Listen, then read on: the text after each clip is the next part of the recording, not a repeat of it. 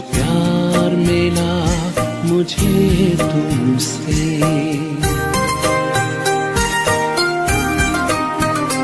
जो प्यार मिला मुझे तुमसे, वर्णन करूं मैं कैसे मुख से। जो प्यार मिला मुझे तुमसे, वर्णन करूं मैं कैसे मुख से।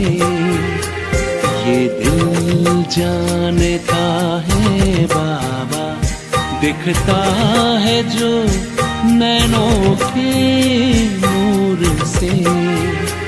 जो प्यार मिला मुझे तुमसे।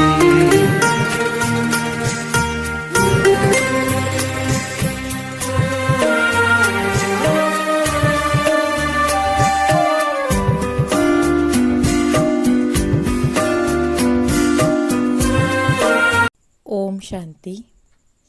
11 अप्रैल 2022 आशे बाबा के महावाक्य है, मीठे बच्चे, तुम्हारी बुद्धि में सारा दिन सर्विस के ही ख्यालात चलने चाहिए। तुम्हें सबका कल्याण करना है, क्योंकि तुम हो अंधों की लाठी। प्रश्न, ऊंच पद पाने के लिए मुख्य कौन सी धारणा चाहिए? उत्तर है, ऊंच पद तब मिलेगा जब अपनी कर्मेंद्रियों पर पूरा पूरा कंट्रोल होगा। अगर कर्मेंद्रिया वश नहीं, चलन ठीक नहीं, बहुत अधिक तमन्नाएं हैं, हबच है, तो ऊंच पद से वंचित हो जाएंगे। ऊंच पद पाना है तो माता पिता को पूरा फॉलो करो, कर्मेंद्रिय जीत बनो। गीत है, नयनहीन को राह दिखाओ प्रभु, दर दर ठोकर खाए। ओम शांति। प्रदर्शनी के लिए यह गीत बहुत अच्छा है। ऐसे नहीं प्रदर्शनी में रिकॉर्ड नहीं बजा सकते, इस पर भी तुम समझा सकते हो, क्योंकि पुकारते तो सब हैं, परंतु यह नहीं जानते कि जाना कहाँ है और कौन लेकर जाएगा। जैसे कि ड्रामा अथवा भावी वश भक्तों को भक्ति करनी है। जब भक्ति पूरी होती है तभी बाप आते हैं। कितने दर दर भटकते हैं, मेले मलाखड़े लगते हैं, दिन प्रतिदिन वृद्धि को पाते रहते हैं। श्रद्धा से तीर्थों पर जाना, भटकना चलता ही आता है। बहुत समय हो जाता है तो भी गवर्नमेंट स्टैंप आदि बनाती रहती है। साधुओं आदि के भी स्टैंप बनाती है, बर्थडे मनाते हैं। यह सब है रावण राज्य का अथवा माया का भपका। उनका भी मेला मलाखड़ा चाहिए। आधा कल्प से तुम रावण राज्य में भटकते रहे, अब बाबा आकर रावण राज्य से तुमको छुड़ाए राम राज्य में ले जाते हैं। दुनिया यह नहीं जानती कि आपे ही पूज्य, आपे ही पुजारी, यह महिमा किसकी है। पहले 16 कला संपूर्ण पूज्य रहते हैं, फिर 2 कला कम हो जाती हैं तो उसको सैमी कहेंगे। फुल पूज्य भी फिर 2 कला कम होने से सैमी पूज्य कहेंगे। तुम जानते हो, पुजारी से फिर पूज्य बन रहे हैं, फिर सैमी पूज्य बनेंगे।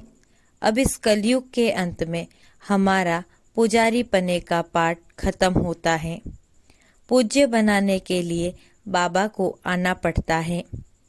अब बाबा विश्व का मालिक बनाते हैं तो विश्व तो यही भी है, विश्व वह भी होगी।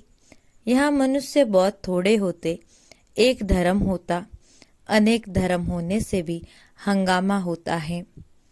अब बाबा आया है लायक बनाने। जितना बाबा को याद करेंगे उतना अपना भी कल्याण करेंगे।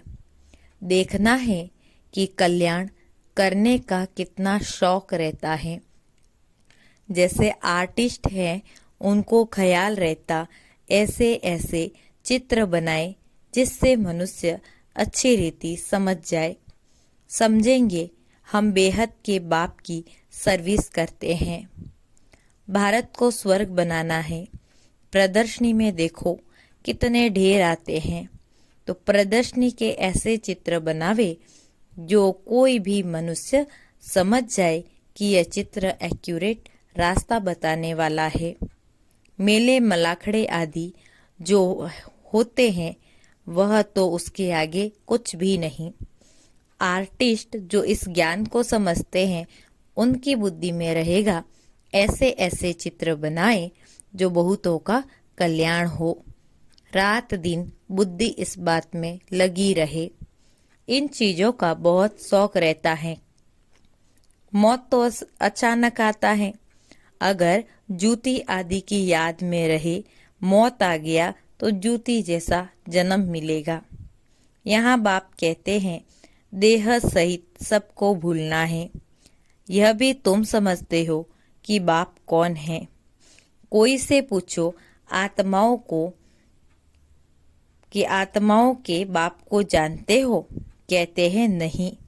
याद कितना करते, मांगते रहते। देवियों से भी जाकर मांगते हैं।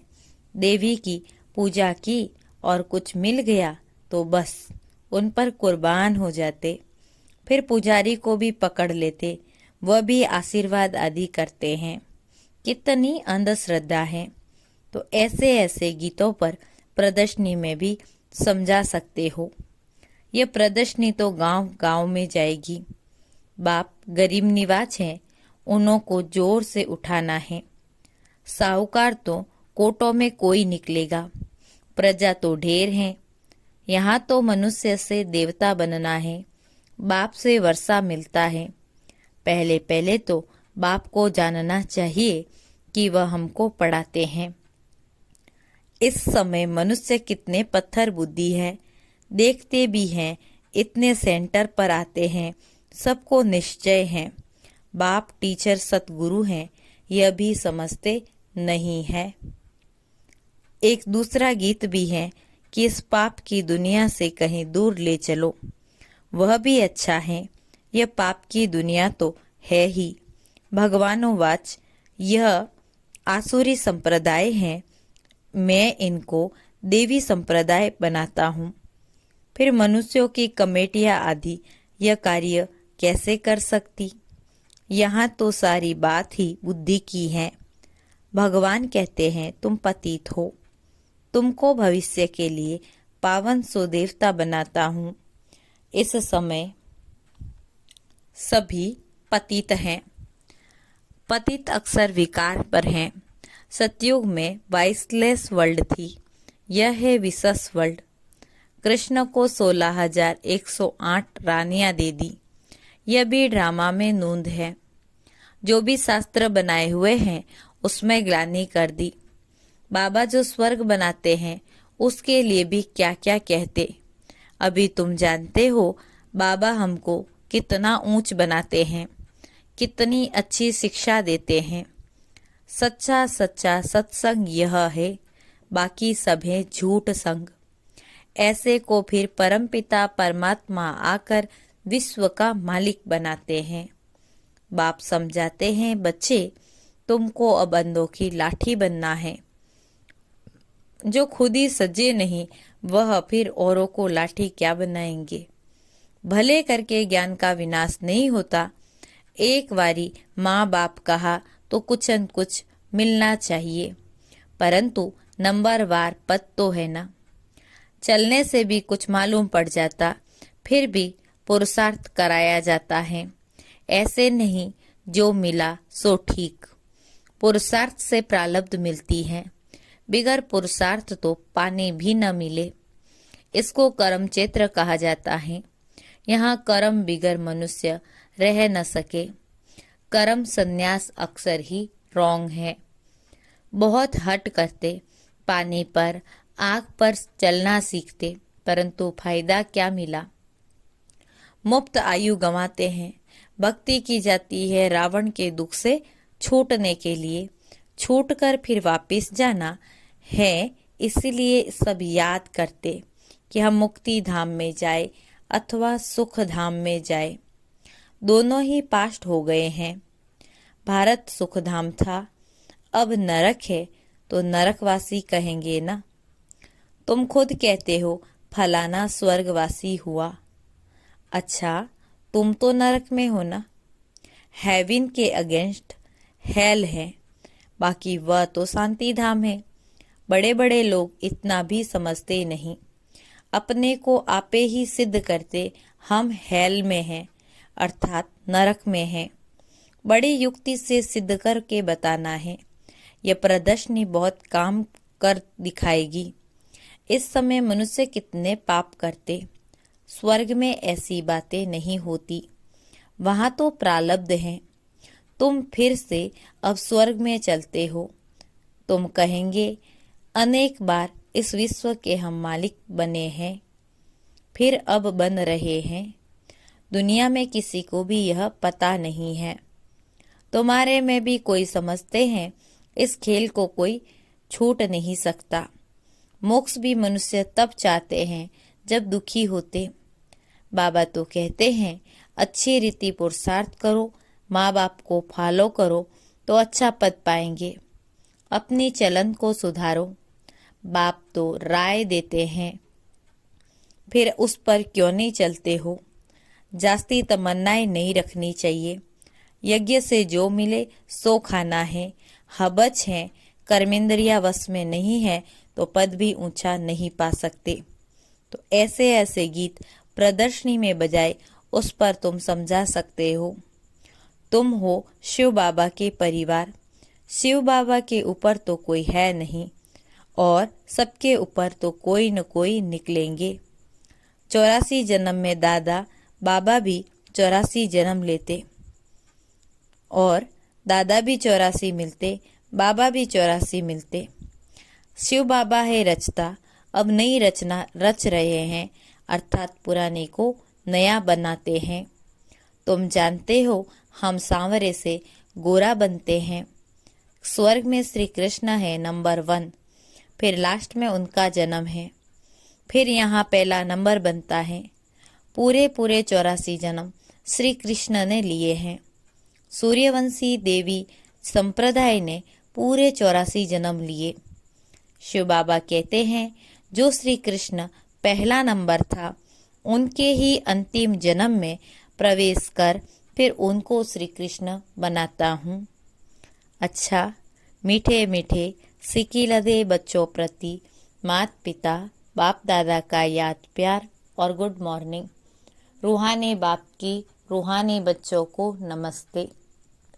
हम रूहानी बच्चों की रूहानी बाप दादा को याद प्यार, गुड मॉर्निंग और नमस्ते। मुरली का सार है।